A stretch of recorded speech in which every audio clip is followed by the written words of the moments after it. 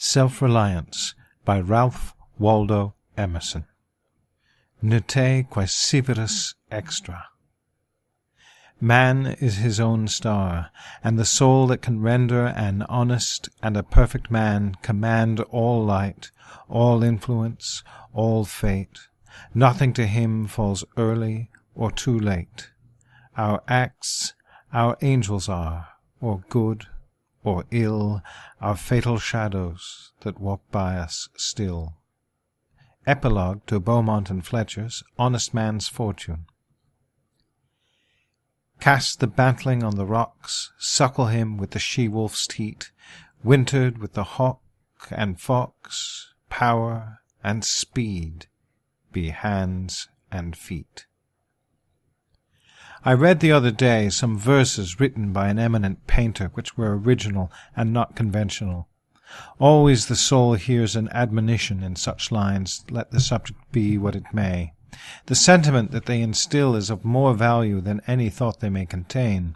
To believe your own thought, to believe that what is true for you in your private heart is true for all men, that is genius. Speak your latent conviction, and it shall be the universal sense. For always the inmost becomes the outmost, and our first thought is rendered back to us by the trumpets of the Last Judgment.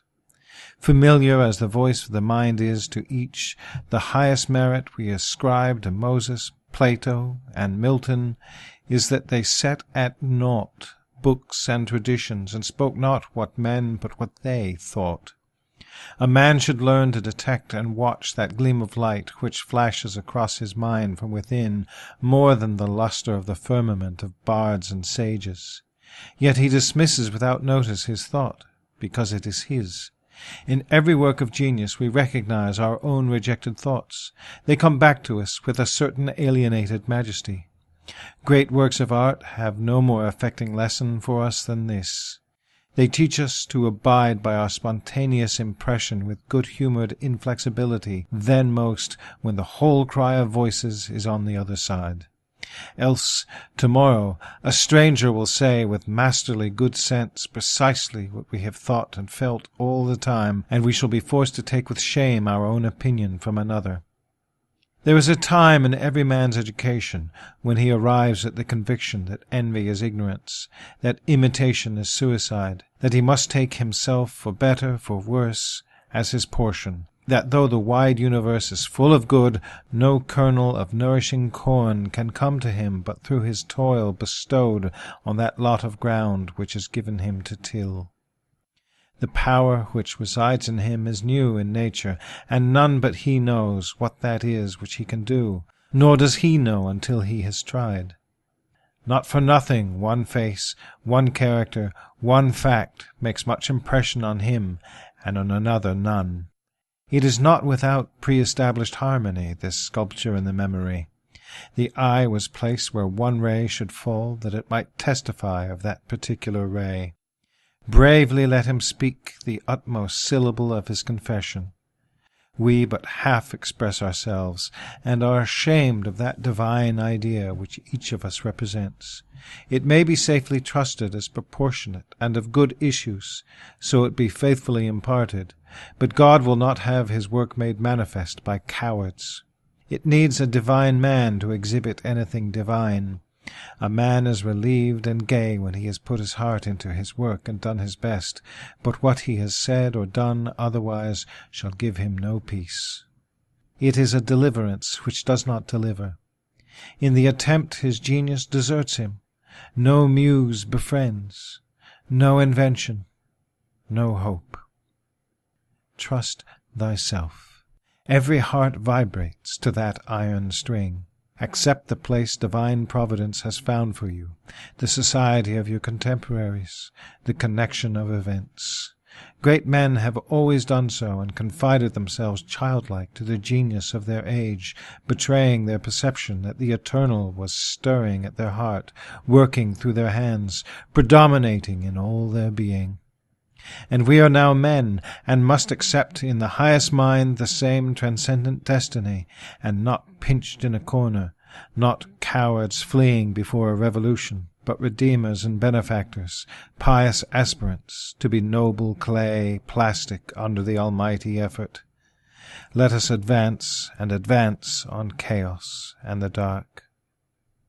What pretty oracles nature yields us on this text in the face and behavior of children, babes, and even brutes, that divided and rebel mind, that distrust of a sentiment because our arithmetic has computed the strength and means opposed to our purpose, these have not. Their mind being whole, their eye is as yet unconquered, and when we look in their faces we are disconcerted. Infancy conforms to nobody. All conform to it, so that one babe commonly makes 4 or 5 out of the adults who prattle and play to it. So God has armed youth and puberty and manhood no less with its own piquancy and charm, and made it enviable and gracious, and its claims not to be put by if it will stand by itself. Do not think the youth has no force because he cannot speak to you and me. Hark! In the next room, who spoke so clear and emphatic? Good heaven, it is he! It is that very lump of bashfulness and phlegm which for weeks has done nothing but eat when you were by, that now rolls out these words like bell-strokes. It seems he knows how to speak to his contemporaries. Bashful or bold, then, he will know how to make us seniors very unnecessary.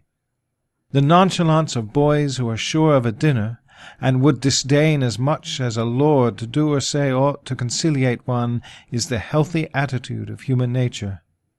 How is a boy the master of society? Independent, irresponsible, looking out from his corner on such people and facts as pass by, he tries and sentences them on their merits in the swift summary ways of boys as good, bad, interesting, silly, eloquent, troublesome. He cumbers himself never about consequences, about interests. He gives an independent, genuine verdict. You must court him. He does not court you.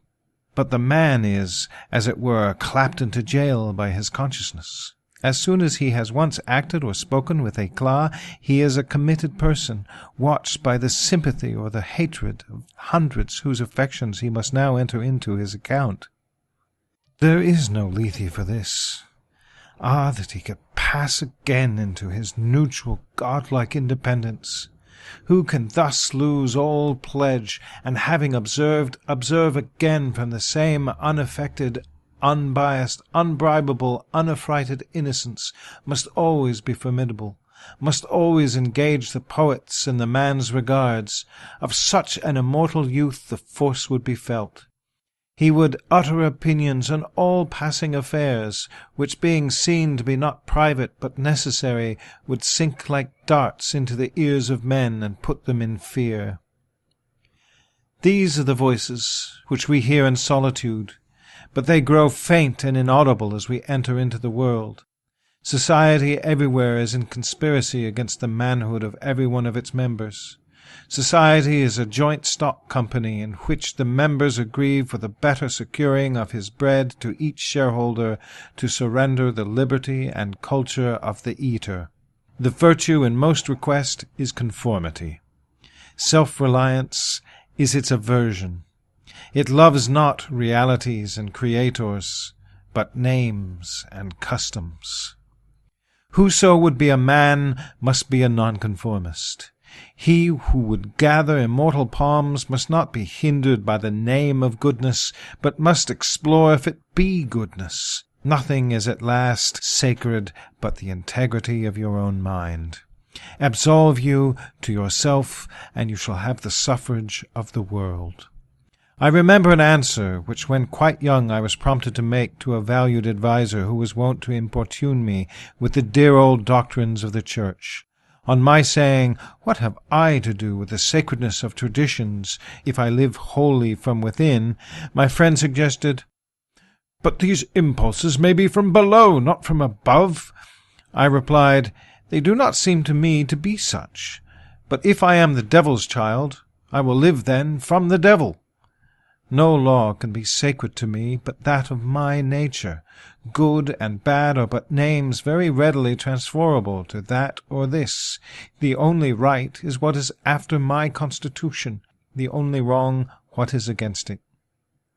A man is to carry himself in the presence of all opposition as if everything were titular and ephemeral but he. I am ashamed to think how easily we capitulate to badges and names, to large societies and dead institutions. Every decent and well-spoken individual affects and sways me more than is right. I ought to go upright and vital and speak the rude truth in all ways. If malice and vanity wear the coat of philanthropy, shall that pass?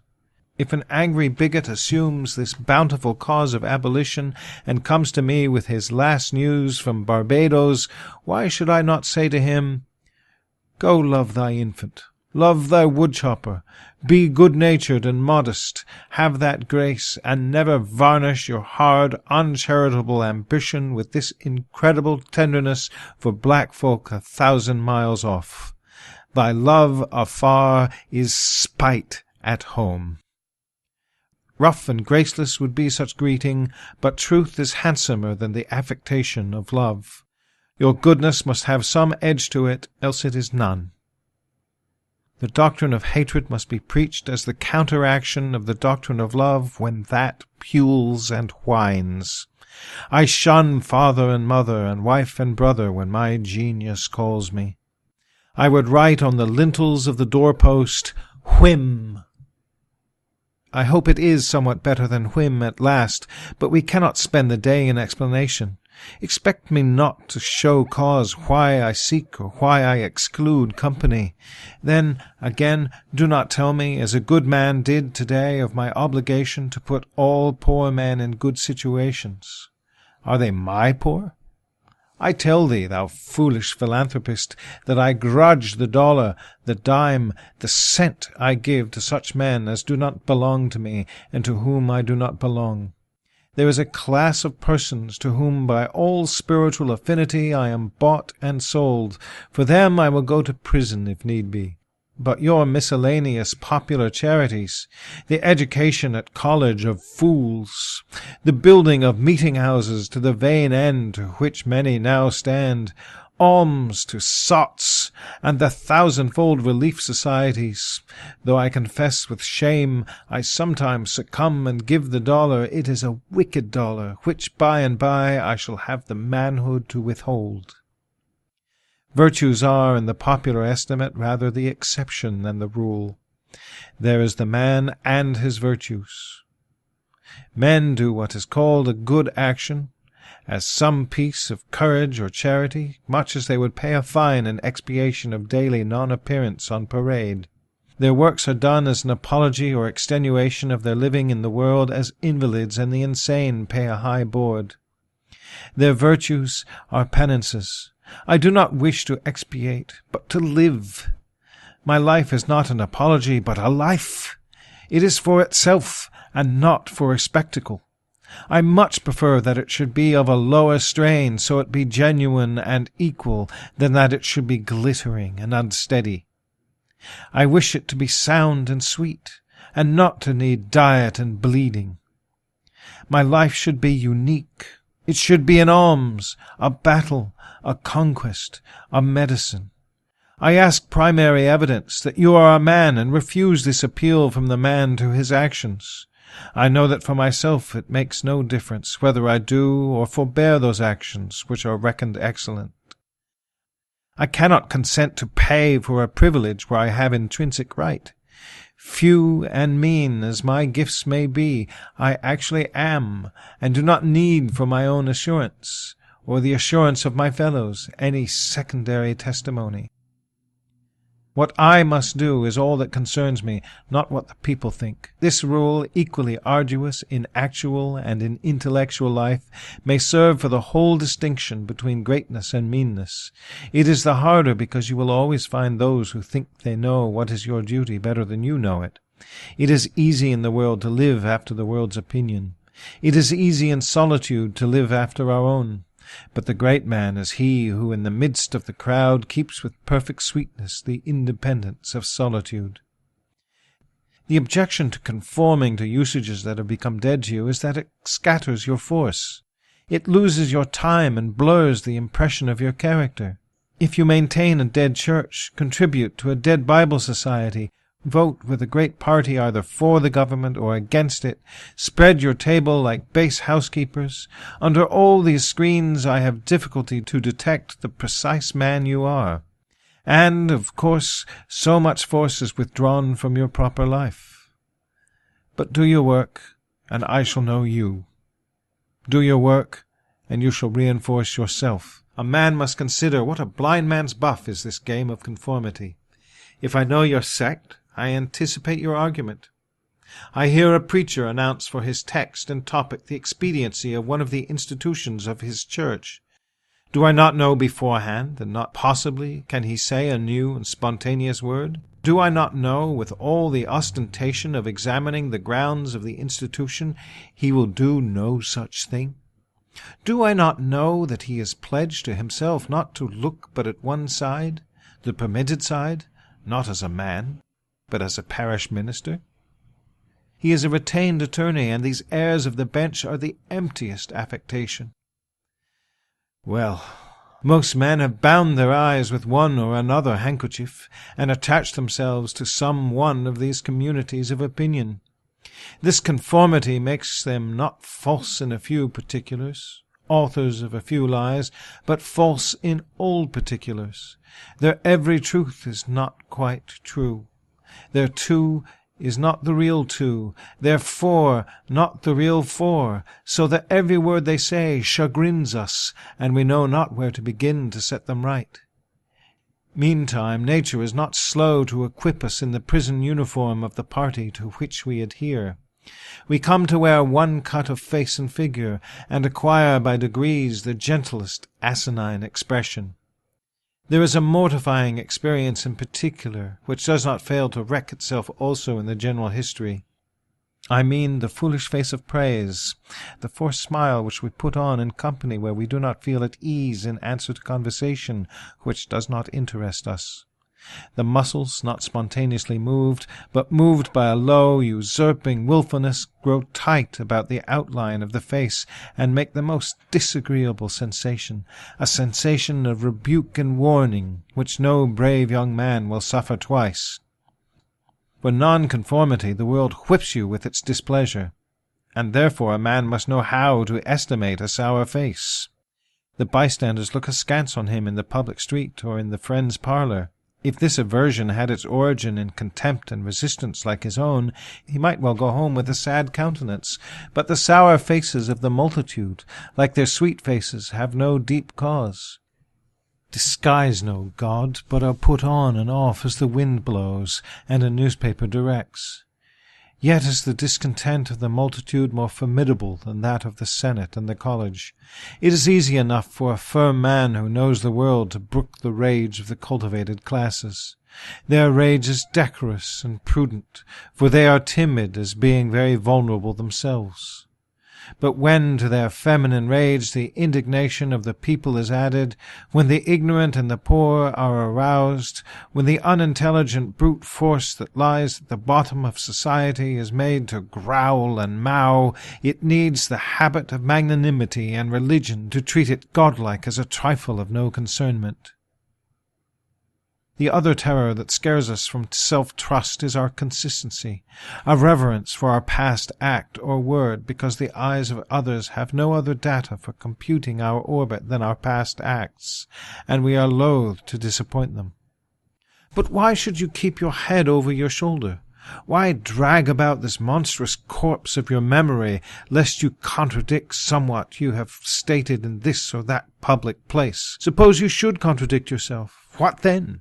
It seems to be a rule of wisdom never to rely on your memory alone, scarcely even in acts of pure memory, but bring the past for judgment into the thousand-eyed present, and live ever in a new day. Trust your emotion. In your metaphysics you have denied personality to the deity, yet when the devout motions of the soul come, yield to them heart and life, though they clothe God with shape and colour. Leave your theory as Joseph his coat in the hand of the harlot, and flee. A foolish consistency is the hobgoblin of little minds, adored by little statesmen and philosophers and divines. With consistency, a great soul has simply nothing to do. He may as well concern himself with his shadow on the wall. Out upon your guarded lips! Sew them up with packthread! Do! Else, if you would be a man, speak what you think today in words as hard as cannonballs, and tomorrow speak what tomorrow thinks in hard words again, though it contradict everything you said today. Ah, then, exclaimed the aged ladies, you shall be sure to be misunderstood. Misunderstood! It is a right fool's word. Is it so bad, then, to be misunderstood? Pythagoras was misunderstood, and Socrates, and Jesus, and Luther, and Copernicus, and Galileo, and Newton, and every pure and wise spirit that ever took flesh. To be great is to be misunderstood. I suppose no man can violate his nature. All the sallies of his will are rounded in by the law of his being, as the inequalities of the Andes and Himalaya are insignificant in the curve of the sphere. Nor does it matter how you gauge and try him. A character is like an acrostic or Alexandrian stanza. Read it forward, backward, or across, it still spells the same thing. In this pleasing, contrite wood life, which God allows me, let me record day by day my honest thought without prospect or retrospect, and, I cannot doubt, it will be found symmetrical, though I mean it not, and see it not. My book should smell of pines and resound with the hum of insects.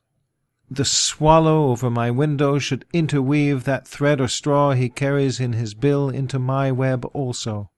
We pass for what we are. Character teaches above our wills.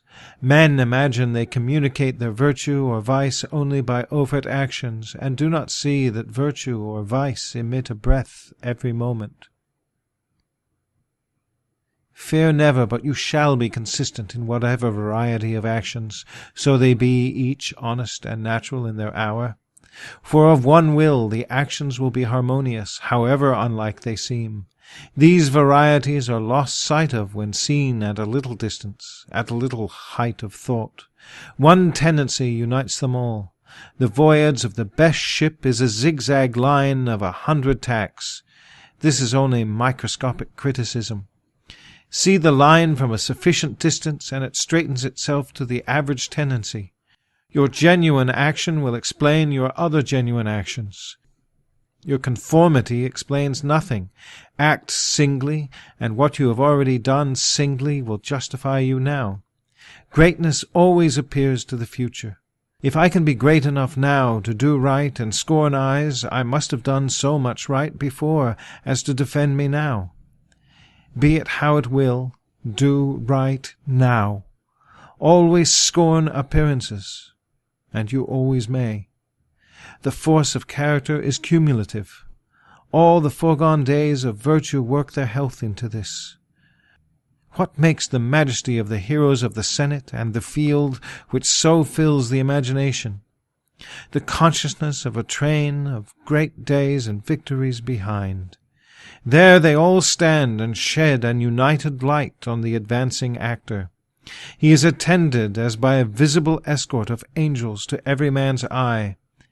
That is it which throws thunder into Chatham's voice, and dignity into Washington's port, and America into Adam's eye.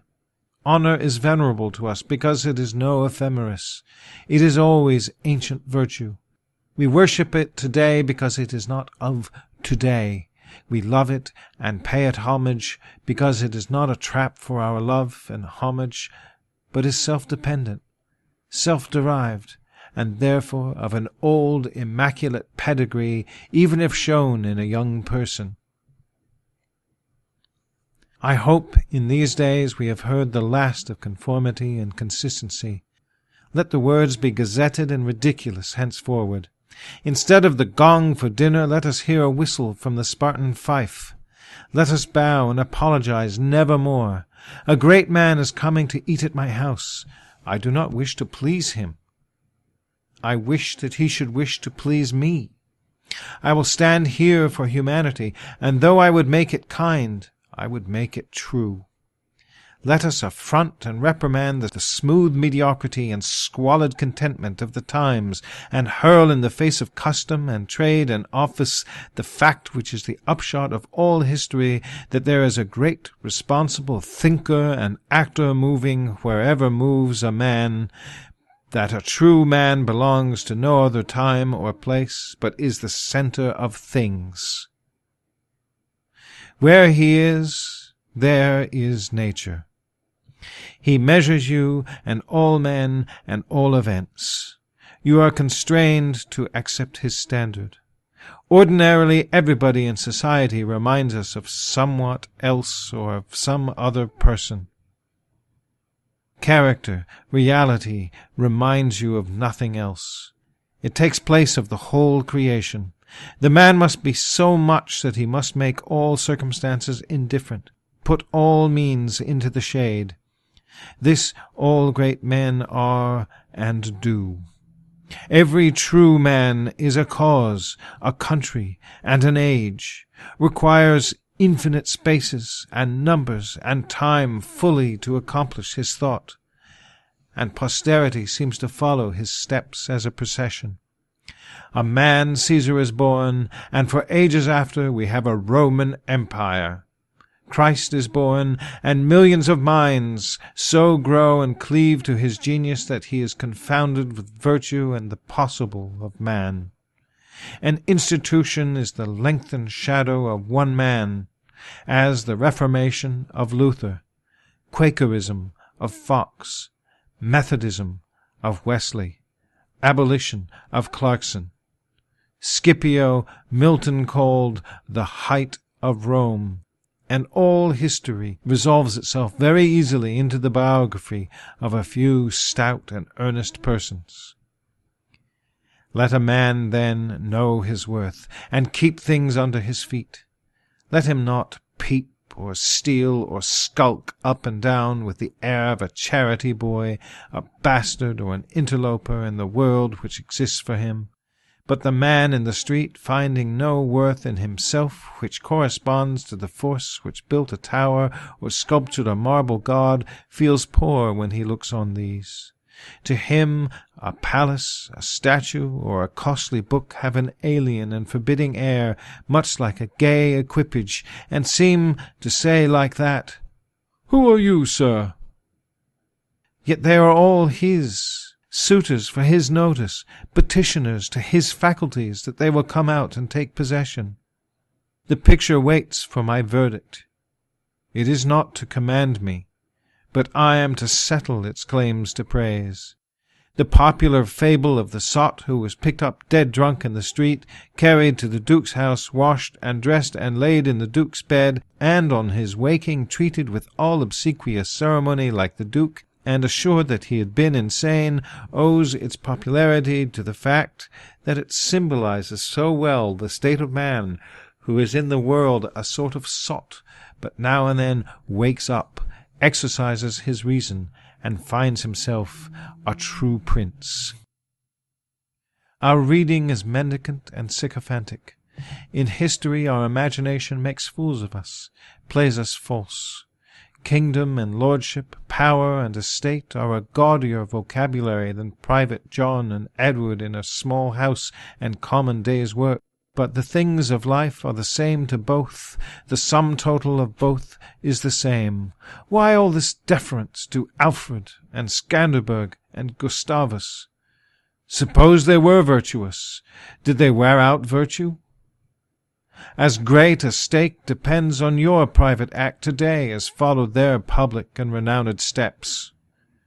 When private men shall act with vast views, the lustre will be transferred from the actions of kings to those of gentlemen.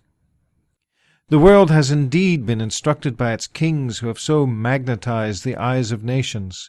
It has been taught by this colossal symbol the mutual reverence that is due from man to man, the joyful loyalty with which men have everywhere suffered the king, the noble, or the great proprietor to walk among them by a law of his own, make his own scale of men and things, and reverse theirs, pay for benefits, not with money but with honor, and represent the law in his person, was the hieroglyphic by which they obscurely signify their consciousness of their own right and comeliness, the right of every man. The magnetism which all original action exerts is explained when we inquire the reason of self-trust. Who is the trustee? What is the aboriginal self on which a universal reliance may be grounded?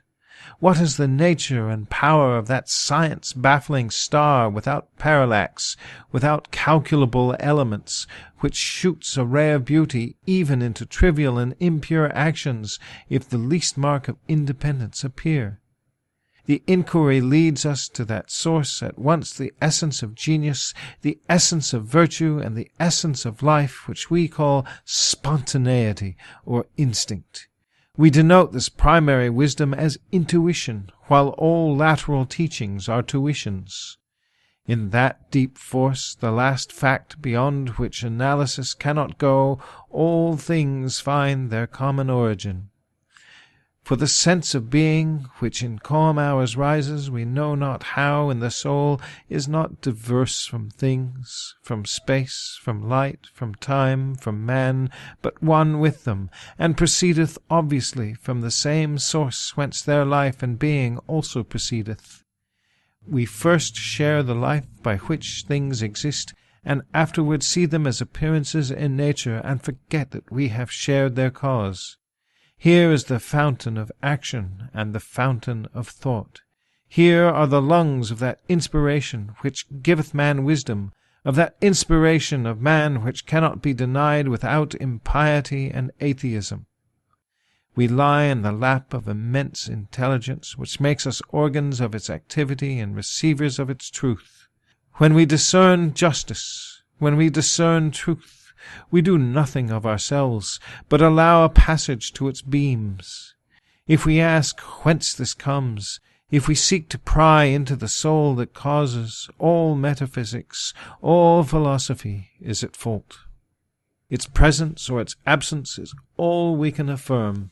Every man discerns between the voluntary acts of his mind and his involuntary perceptions. And to his involuntary perceptions he knows a perfect respect is due. He may err in the expression of them, but he knows that these things are so, like day and night, not to be disputed. All my wilful actions and acquisitions are but roving. The most trivial reverie, the faintest native emotion are domestic and divine. Thoughtless people contradict as readily the statement of perceptions as of opinions, or rather much more readily, for they do not distinguish between perception and notion. They fancy that I choose to see this or that thing. But perception is not whimsical, but fatal. If I see a trait, my children will see it after me, and in course of time all mankind, although it may chance that no one has seen it before me. For my perception of it is as much a fact as the sun. The relations of the soul to the divine spirit are so pure that it is profane to seek to interpose helps.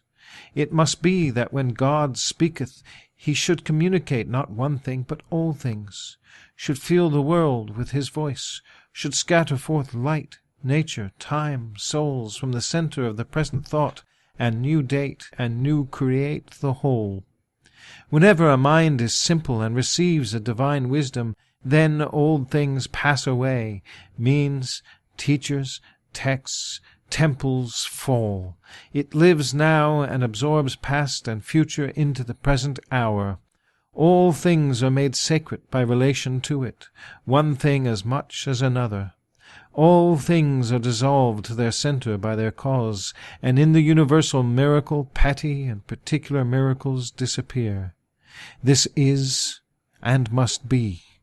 If, therefore, a man claims to know and speak of God, and carries you backward to the phraseology of some old mouldered nation in another country, in another world, believe him not. Is the acorn better than the oak which is its fullness and completion? Is the parent better than the child into whom he has cast his ripened being? Whence then this worship of the past? The centuries are conspirators against the sanity and majesty of the soul. Time and space are but physiologic colours, which the eye maketh, but the soul is light. Where it is day, where it was, is night, and history is an impertinence and an injury if it be anything more than a cheerful apologue or parable of my being and becoming. Man is timid and apologetic. He is no longer upright. He dares not say, I think, I am, but quotes some saint or sage. He is ashamed before the blade of grass or the blowing rose. These roses under my window make no reference to former roses or to better ones. They are for what they are. They exist with God today. There is no time to them. There is simply the rose. It is perfect in every moment of its existence. Before a leaf bud has burst, its whole life acts. In the full-blown flower there is no more. In the leafless root there is no less. Its nature is satisfied, and it satisfies nature in all moments alike. There is no time to it.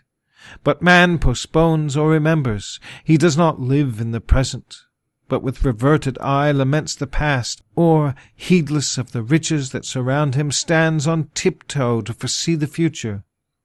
He cannot be happy and strong until he too lives with nature in the present, above time. This should be plain enough. Yet see what strong intellects dare not hear God himself, unless he speak the phraseology of I know not what David, or Jeremiah, or Paul. We shall not always set so great a price on a few texts, on a few lives. We are like children who repeat by rote the sentences of grandames and tutors, and as they grow older of the men of talents and character they chance to see, painfully recollecting the exact words they spoke. Afterward, when they come into the point of view which those who had uttered these sayings, they understand them, and are willing to let the words go, for at any time they can use words as good when occasion comes. So was it with us. So will it be if we proceed. If we live truly, we shall see truly. It is as easy for the strong man to be strong as it is for the weak to be weak. When we have new perceptions, we shall gladly disburden the memory of its hoarded treasures as old rubbish. When a man lives with God, his voice shall be as sweet as the murmur of the brook and the rustle of the corn. And now, at last, the highest truth on this subject remains unsaid. Probably cannot be said, for all that we say is the far-off remembering of the intuition. That thought, by what I can now nearest approach to say it, is this. When good is near you, when you have life in yourself, it is not by any known or appointed way. You shall not discern the footprints of any other. You shall not see the face of man. You shall not hear any name.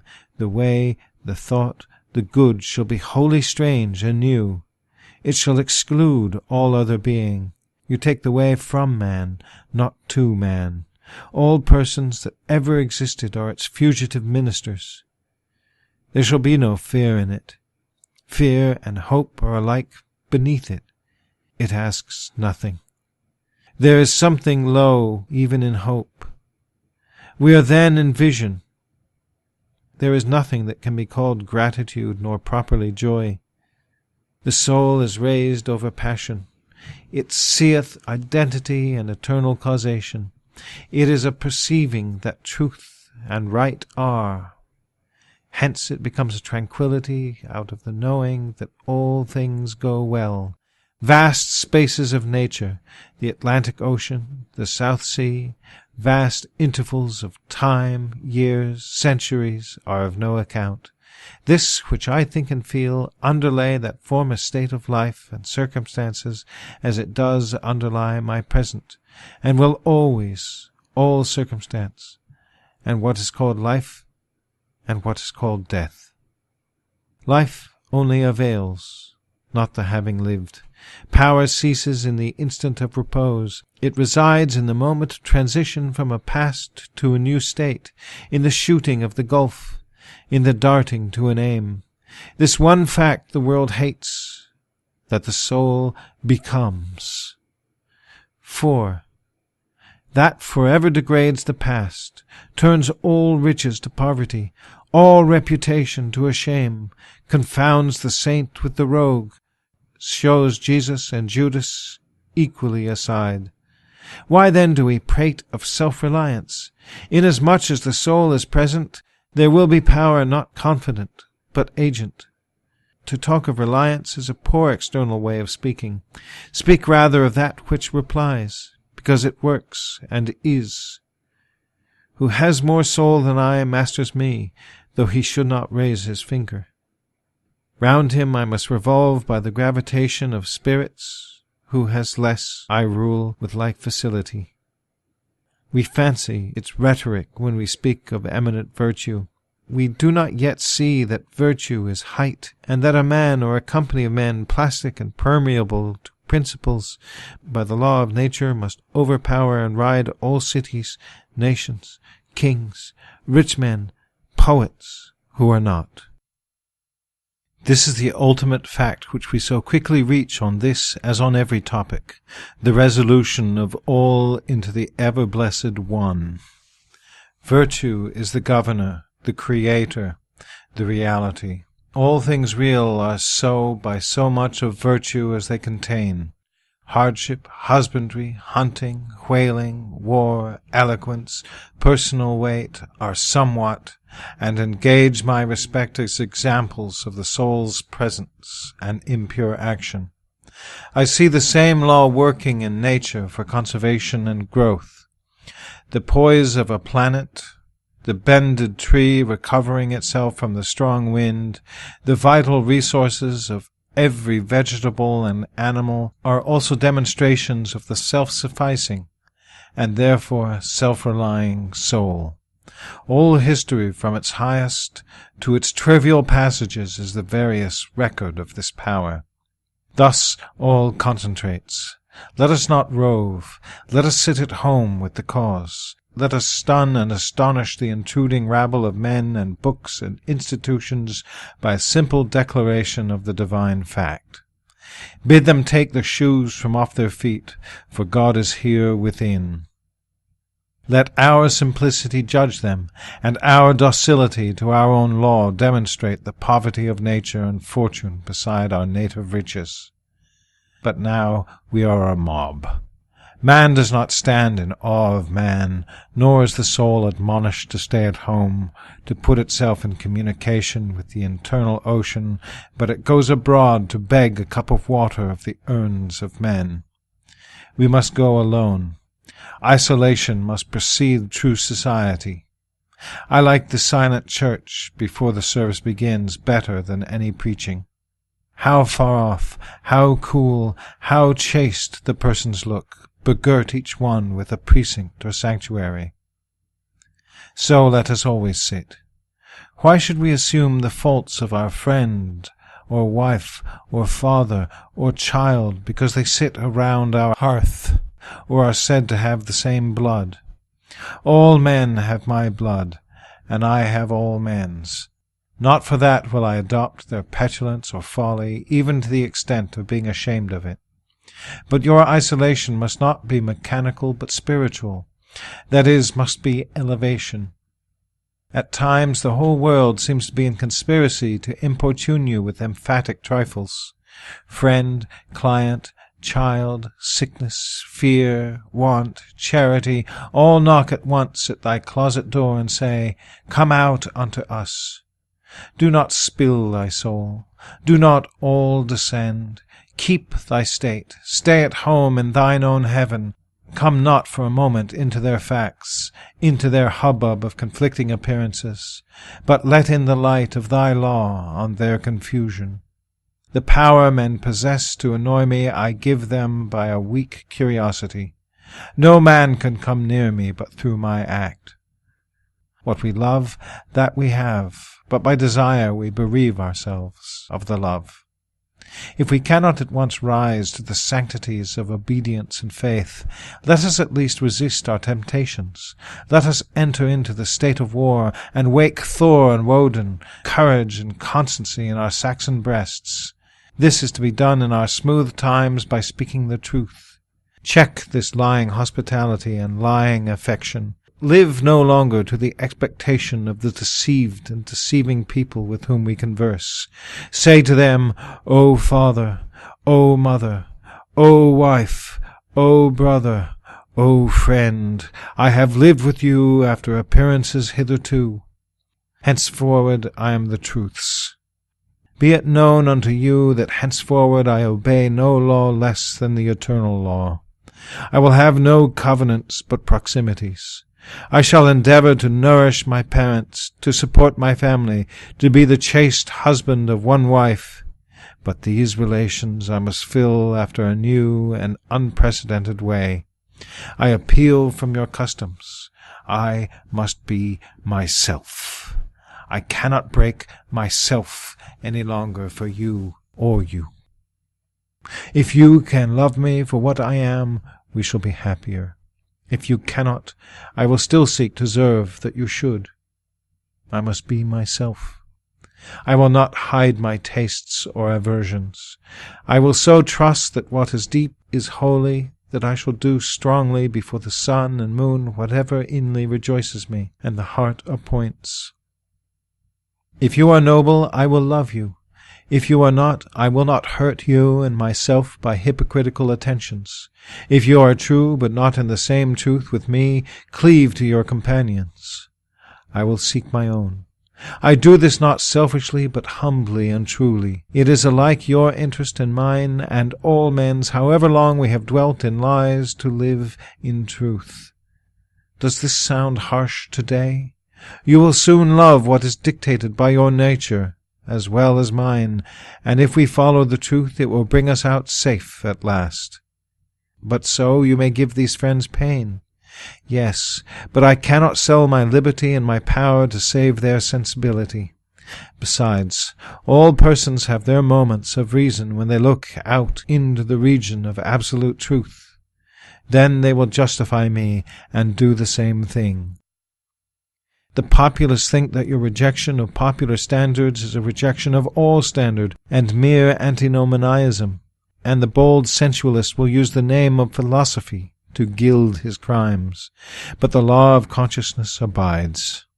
There are two confessionals, in one or the other of which we may be shriven. You may fulfill your round of duties by clearing yourself in the direct or in the reflex way.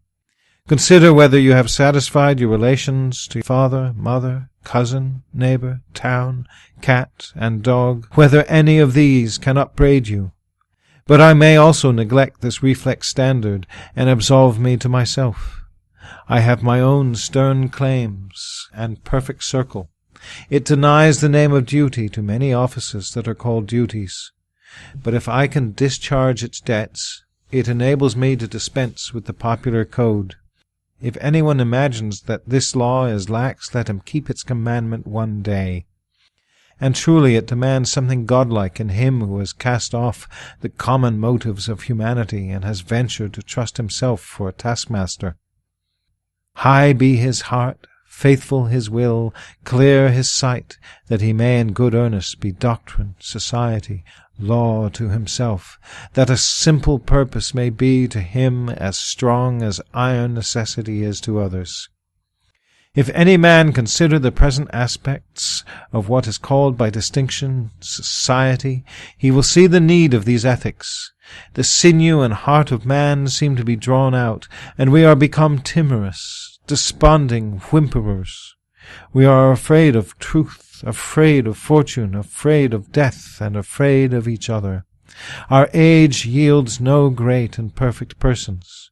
We want men and women who shall renovate life and our social state, but we see that most natures are insolvent, cannot satisfy their own wants, have an ambition out of all proportion to their practical force, and do lean and beg day and night continually.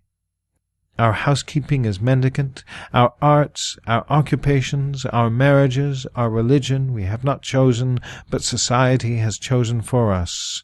We are parlour soldiers.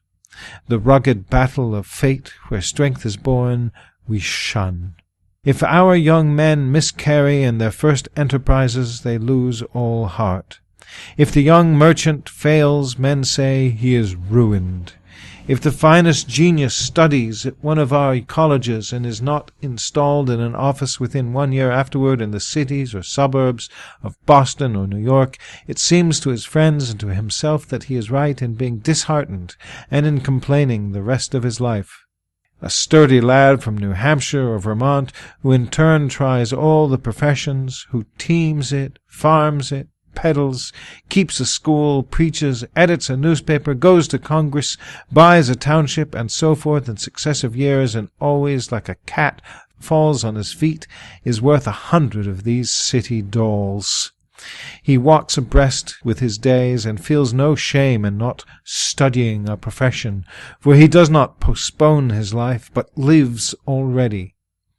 He has not 1 chance, but 100 chances.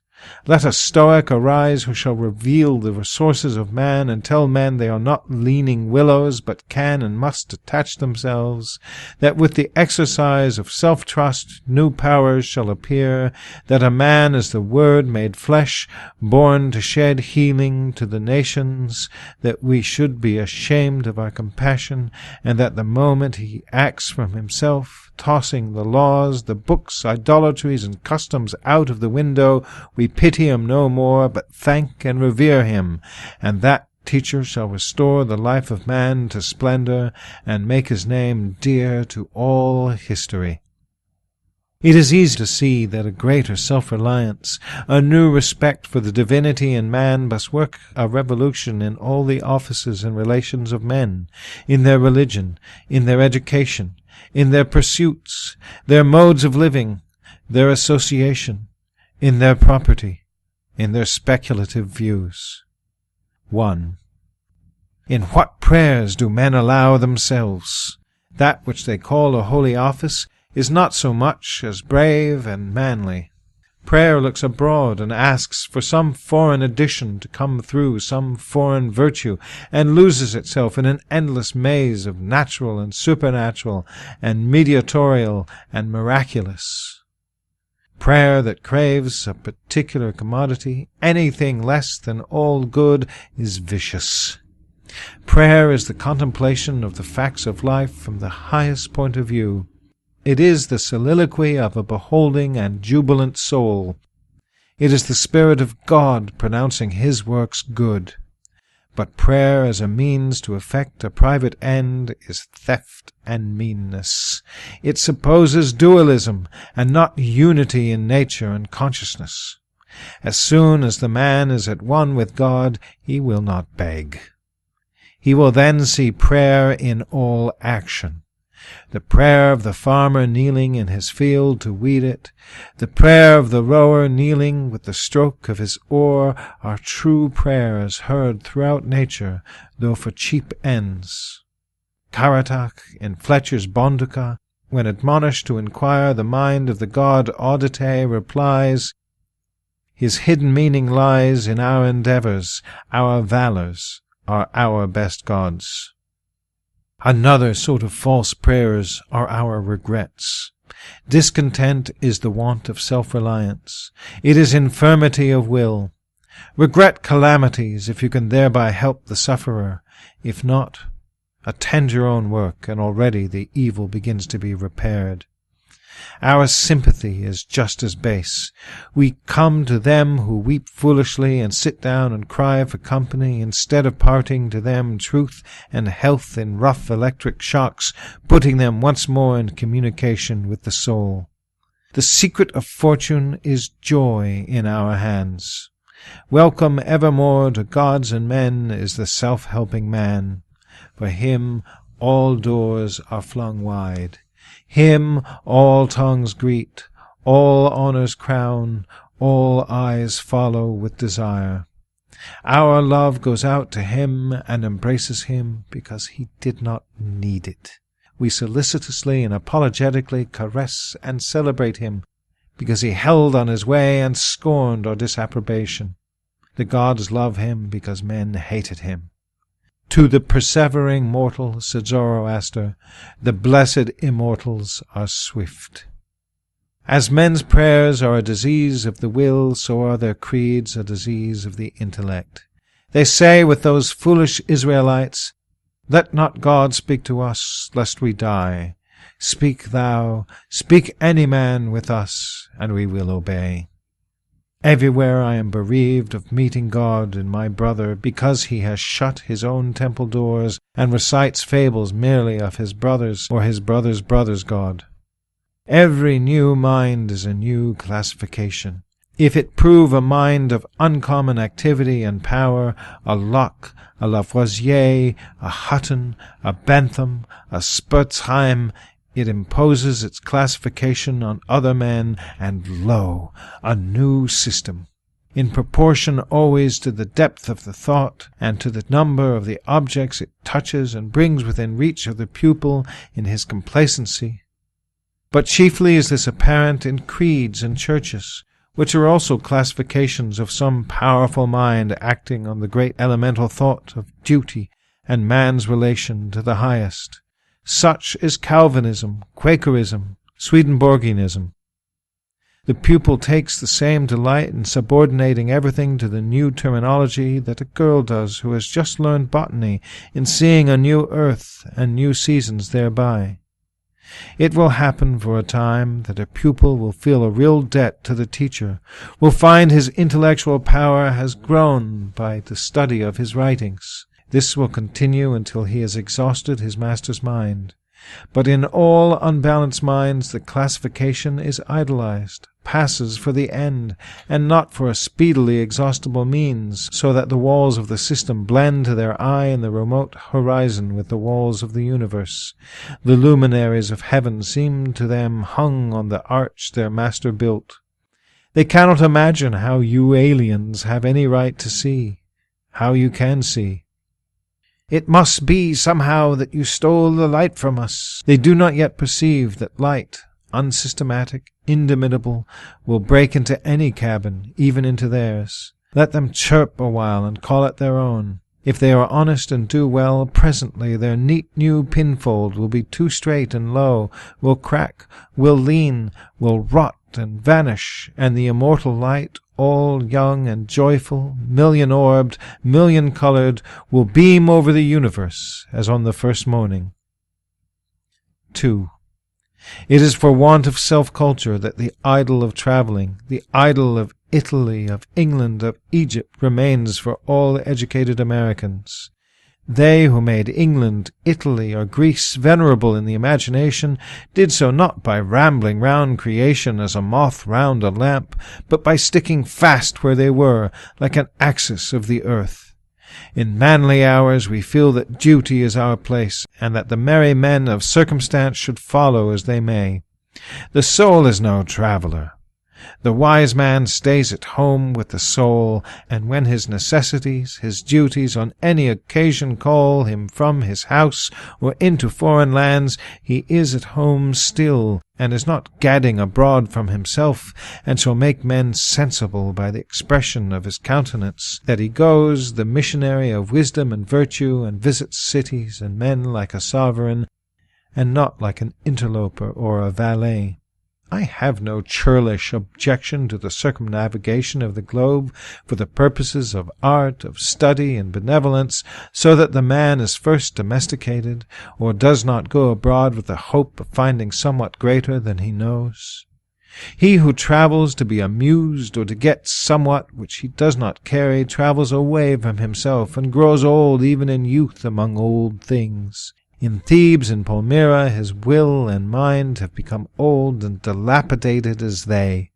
He carries ruins to ruins. Travelling is a fool's paradise. We owe to our first journeys the discovery that place is nothing, At home I dream that at Naples, at Rome, I can be intoxicated with beauty and lose my sadness. I pack my trunk, embrace my friends, embark on the sea, and at last wake up in Naples, and there beside me is the stern fact, the sad, unrelenting, identical that I fled from.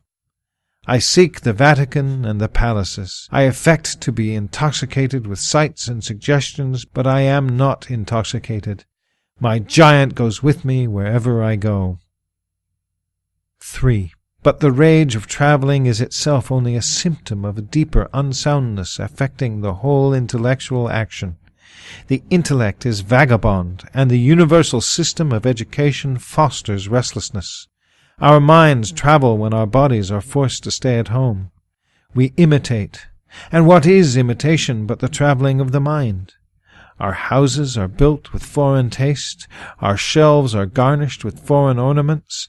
Our opinions, our tastes, our whole minds lean and follow the past, and distant as the eyes of a maid follow her mistress. The soul created the arts wherever they have flourished. It was in his own mind that the artist sought his model. It was an application of his own thought to the thing to be done and the conditions to be observed. And why need we copy the Doric or the Gothic model? Beauty, convenience, grandeur of thought, and quaint expression are as near to us as to any, and if the American artist will study with hope and love the precise thing to be done by him, considering the climate, the soil, the length of the day, the wants of the people, the habit and form of the government, he will create a house in which all these will find themselves fitted, and taste and sentiment will be satisfied also. Insist on yourself. Never imitate. Your own gift you can present every moment with the cumulative force of a whole life's cultivation, but of the adopted talent of another you have only an extemporaneous half-possession. That which each can do best, none but his Maker can teach him. No man yet knows what it is, nor can till that person has exhibited it. Where is the master who could have taught Shakespeare? Where is the master who could have instructed Franklin or Washington or Bacon or Newton? Every great man is an unique. The Scipianism of Scipio is precisely that part he could not borrow. If anybody will tell me whom the great man imitates in the original crisis when he performs a great act, I will tell him who else than himself can teach him. Shakespeare will never be made by the study of Shakespeare. Do that which is assigned thee, and thou canst not hope too much, or dare too much. There is at this moment, there is for me an utterance bare and grand as that of the colossal chisel of Phidias, or trowel of the Egyptians, or the pen of Moses or Dante, but different from all these. Not possibly will the soul all rich, all eloquent, with thousand cloven tongue deign to repeat itself, but if I can hear what these patriarchs say, surely I can reply to them in the same pitch of voice, for the ear and the tongue are two organs of one nature. Dwell up there in the simple and noble regions of thy life, obey thy heart, and thou shalt reproduce the foreworld again. 4. As our religion, our education, our art look abroad, so does our spirit of society. All men plume themselves on the improvement of society, and no man improves. Society never advances. It recedes as fast on one side as it gains on the other. Its progress is only apparent like the workers of a treadmill. It undergoes continual changes. It is barbarous. It is civilized. It is Christianized. It is rich. It is scientific. But this change is not amelioration. For everything that is given, something is taken. Society acquires new arts and loses old instincts. What a contrast between the well-clad, reading, writing, thinking American with a watch, a pencil, and a bill of exchange in his pocket, and the naked New Zealander whose property is a club, a spear, a mat, and an undivided 20th of a shed to sleep under. But compare the strength of the two men, and you shall see that his aboriginal strength the white man has lost. If the traveller tells us truly, strike the savage with a broadaxe, and in a day or two the flesh shall unite and heal as if you struck the blow into soft pitch, and the same blow shall send the white to his grave. The civilized man has built a coach, but has lost the use of his feet. He is supported on crutches, but loses so much support of muscle. He has got a fine Geneva watch, but he has lost the skill to tell the hour by the sun. A Greenwich nautical almanac he has, as so being sure of the information when he wants it. The man in the street does not know a star in the sky. The solstice he does not observe, the equinox he knows as little, and the whole bright calendar of the year is without a dial in his mind. His notebooks impair his memory, his libraries overload his wit, the insurance office increases the number of accidents, and it may be a question whether machinery does not encumber, whether we have not lost by refinement some energy, by a Christianity entrenched in establishments and form some vigor of wild virtue. For every Stoic was a Stoic, but in Christendom where is the Christian? There is no more deviation in the moral standard than in the standard of height or bulk. No greater men are now than ever were. A singular equality may be observed between the great men of the first and of the last ages, nor can all the science, art, religion, and philosophy of the 19th century avail to educate greater men than Plutarch's heroes 3 or 24 centuries ago. Not in time is the race progressive. Phocion, Socrates, Anaxagoras, Diogenes are great men, but they leave no class. He who is really of their class will not be called by their name, but be wholly his own man, and in his turn the founder of a sect. The arts and inventions of each period are only its costume, and do not invigorate men. The harm of the improved machinery may compensate its good. Hudson and Bering accomplished so much in their fishing boats as to astonish Parry and Franklin, whose equipment exhausted the resources of science and art. Galileo, with an opera glass, discovered a more splendid series of facts than anyone since. Columbus found the New World in an undecked boat. It is curious to see the periodical disuse and perishing of means and machinery which were introduced with loud laudation a few years or centuries before. The great genius returns to essential man. We reckon the improvements of the art of war among the triumphs of science, and yet Napoleon conquered Europe by the bivouac, which consisted of falling back on naked valor and disencumbering it of all aids. The emperor held it impossible to make a perfect army, says Las, without abolishing our arms, magazines, commissaries, and carriages, until in imitation of the Roman custom the soldier should receive his supply of corn, grind it in his hand-mill, and bake his bread himself. Society is a wave. The wave moves onward, but the water of which it is composed does not. The same particle does not rise from the valley to the ridge. Its unity is only phenomenal. The persons who make up a nation today, next year die, and their experience with them.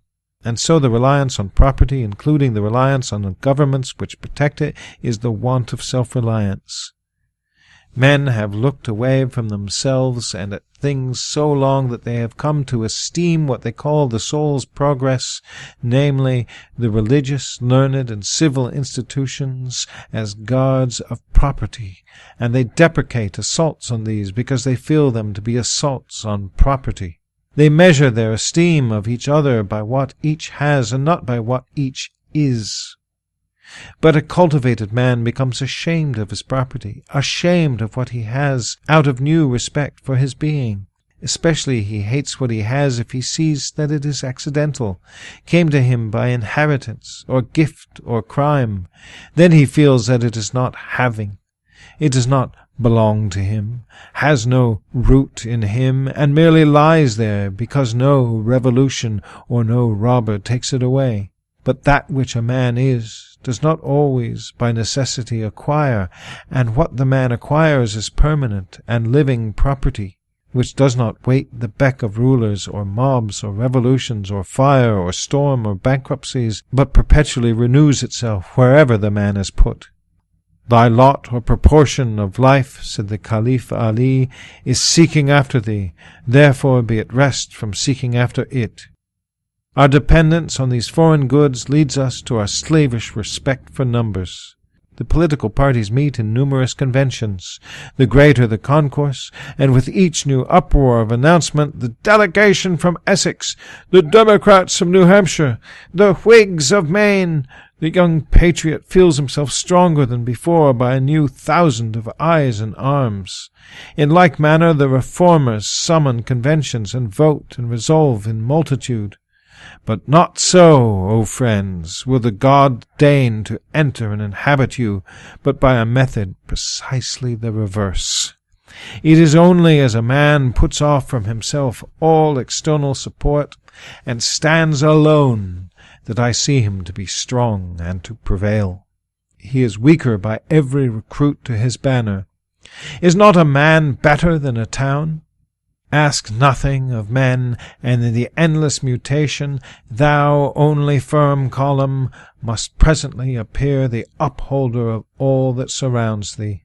He who knows that power is in the soul, that he is weak only because he has looked for good out of him and elsewhere, and so perceiving throws himself unhesitatingly on his thought, instantly rights himself, stands in the erect position, commands his limbs, works miracles, just as a man who stands on his feet is stronger than a man who stands on his head. So use all that is called fortune. Most men gamble with her, and gain all, and lose all, as her wheel rolls. But do thou leave as unlawful these winnings, and deal with cause and effect, the chancellors of God. In the will work and acquire, and thou hast chained the wheel of chance, and shalt always drag her after thee. A political victory, a rise of rents, the recovery of your sick, or the return of your absent friend, or some other quite external event raises your spirits, and you think good days are preparing for you. Do not believe it. It can never be so. Nothing can bring you peace but yourself. Nothing can bring you peace but the triumph of principles.